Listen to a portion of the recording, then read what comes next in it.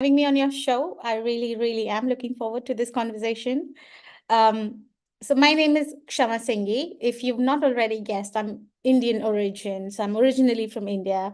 I've been living in UK for the past 18 years, 19 years now. I've been living in the UK for a long time. And I'm a Jay Shetty certified empowerment coach. Um, I also had another job. I have another job of digital marketing, but my passion lies in coaching. And what makes me different as a coach is the fact that I've gone through so many challenges in life. And I say challenges because that's what everybody feels like, but those are lessons for me. I've gone through them, I've come out as a winner, and now I see other people going through the same things that I've gone through. So my passion is really about helping people going through the same relationship challenges that I've gone through. Thank you for sharing that. I know from coach to coach and person to person, it seems that many of us are in this industry because we went through something, as we were discussing earlier, right? And we want to help people not maybe go through what we went through, maybe not make some of the mistakes that we made. But what I found, Shama, most importantly, is not to miss the red flags of the people that we enter our lives. So, how did you get started in doing all of this, and why is it so important to you? So like I said, I've had so many challenges from quite early on in my life. I lost my dad at an early age, and then I moved countries. I got married, all the corporate challenges, I think. But the final thing was I was married for nearly a decade, and my marriage fell apart. I think that kind of pushed me into it was the rock bottom for me. So that pushed me into making the change. I had this when I was going through the divorce. I had this realization that I have to change something because I had a daughter and she was learning from everything that I'm doing. And for me, that was the biggest motivation that if I can change anything in her life, even if it's halfway there, and if I can stop the trauma and the pain from traveling to her, then I will do whatever it takes. That must have been tough to see your daughter understand maybe what you're going through, because we take on sometimes the pain from our parents and then we replicate it, and then unknowingly we pass it on to maybe our children, and then they'll replicate it, and then it just continues going. There has to be that one person that's going to say enough is enough. I want to make something different. So when you're going through your difficult time in your marriage, and then you're looking at your daughter, did you see yourself in her and what could have been if you didn't break the cycle? Yes, I saw it both ways actually. So I saw me replicating what my mom was doing and some of the pain that she's carrying. I saw that. And sometimes it's really not our fault. Things happen to us and there is a reason why it happens to us. So I could see the pattern repeating. So first of all, I could see how I've taken on my mom's pain. And then my daughter at that point was only like 5 or 6. I could see some of the things she would say, and she's very innocent at that age. She doesn't really understand everything at that age, but some of the things she used to say, and I was like, oh my God, I say that all the time. And that's when I realized that I need to, this pain is traveling through generations. This guilt is traveling through generations. So I need to do whatever I can to put a stop to it if I can. Was that something that you made it like your mission to do so? And was it that important to you to make sure that it didn't get repeated? Yes, so that was the motivation. But I had two choices. I could either stay there as a victim, be miserable, and we spoke about this, right? Victim and victor, your words, victim and or victor. I could be the victim. I could stay there and make my life and my daughter's life miserable, just unhappy life. Or I could do something about it and at least try to come out of it. So for me, it was at that point, it was I need to get out of this situation. I need to get out of the pain, basically, so that I can give my daughter a better life. For me, when I was growing up, I saw many things I didn't like, and as I was sharing, and for those who follow my journey, growing up without my mother, my father, there's things that I realize now that I missed out on. But I wouldn't change it just because the people I grew up around who taught me family, taught me culture, became so important to me that they're my true family, because I always believe that we should be giving more importance to the family that we choose, the ones around us, not necessarily that the ones that we have no control over. For example, you can have a mother or father that treats you very poorly, but you're like, well, they're my mom and dad, and it's okay. Whereas if there's someone on the street who's treating you the same way, you would even look at them the same way, right? So I try to judge people based on the behavior. So many of the clients that you do it, Kshama, do you find them struggling with trying to understand what is it that they want out of their relationships and how to get it? Absolutely. I think the biggest challenge I've seen in my clients is lack of clarity. And I can say this from my own experience as well. We don't know what we want, what we need, and what are our own values. So this is when we get into a relationship, or when not only a romantic relationship, any kind of relationship, when we don't understand ourselves, we are just listening to what the other people are saying. We have a story that this is right, this is wrong, without really understanding why. And that's when everything starts to go wrong, because you're just following somebody's footsteps, which may not be for you. So what happens in that case when you're trying to push them? Well, I shouldn't say push them because no one likes to be pushed, right? What are some of the ways that you get them to the point along that journey? Because I know for me, it wasn't easy in the beginning, but once I got some momentum and some success, then the later stages of those changes were a lot easier than the beginning. So how do you get them to understand that the journey is not going to be a 1 day thing, a 30-day thing? It may take a couple of years. Um, in a lot of cases, I don't get them to understand it's going to take a couple of years, because a lot of people give up if they think it's going to take me 5 years. What I do start with is small steps. I think, and we spoke about this, right? It's the relationship. So awareness, clarity is the biggest thing. And how do you become aware? Is by going inward, is by becoming aware of yourself, by understanding yourself, by understanding the relationship you have with yourself.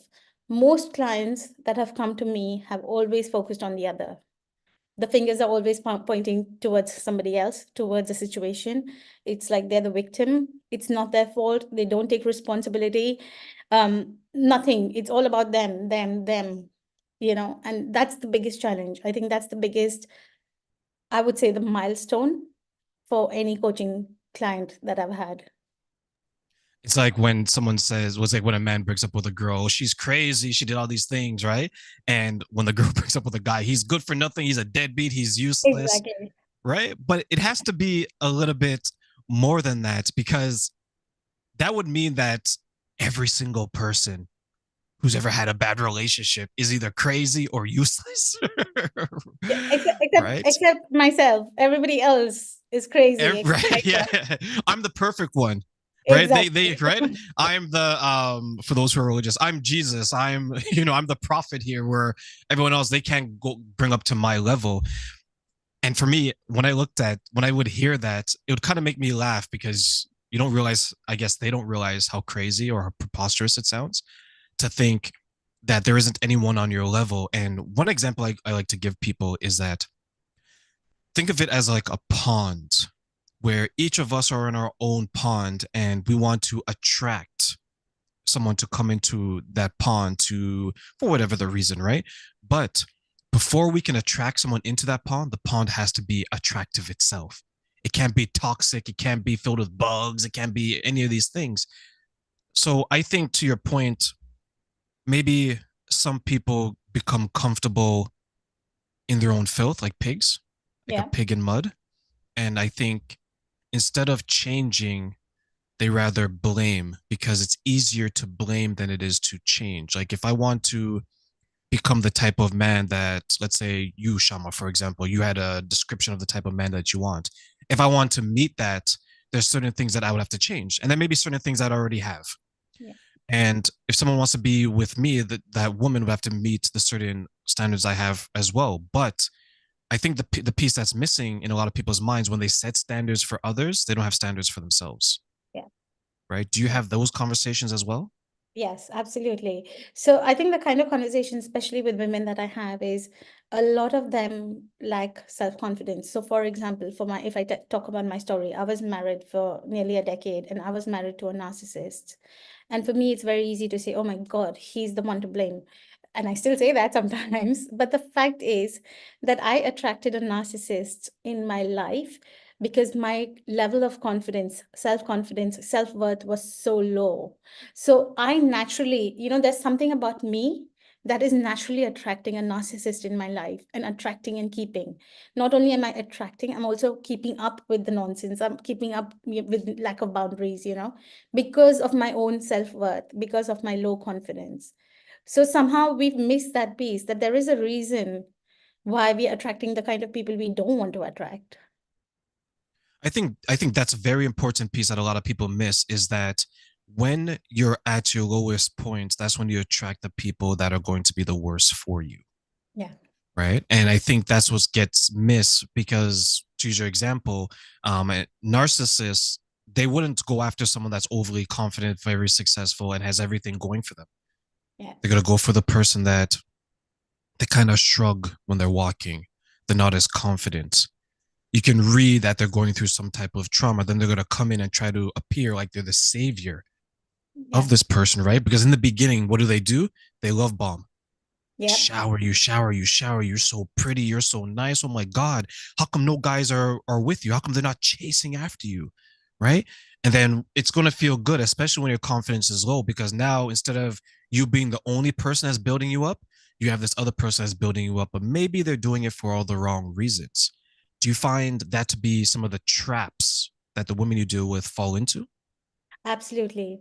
And this is where, we talk about validation. This is where, when we need external validation, especially women, we fall into, I think even for men it's true, when we need external validation, we fall into this kind of a trap. And again, coming back to the narcissist point, if I were that confident person who knew my boundaries, who knew my worth, he would probably, I could still possibly attract a narcissist in my life, but he would not stay in my life, because I would say, no, this is not okay with me. I would say, no, this is how things are going to be done in my life. If you're going to be a part of my life, this is how way things are going to be.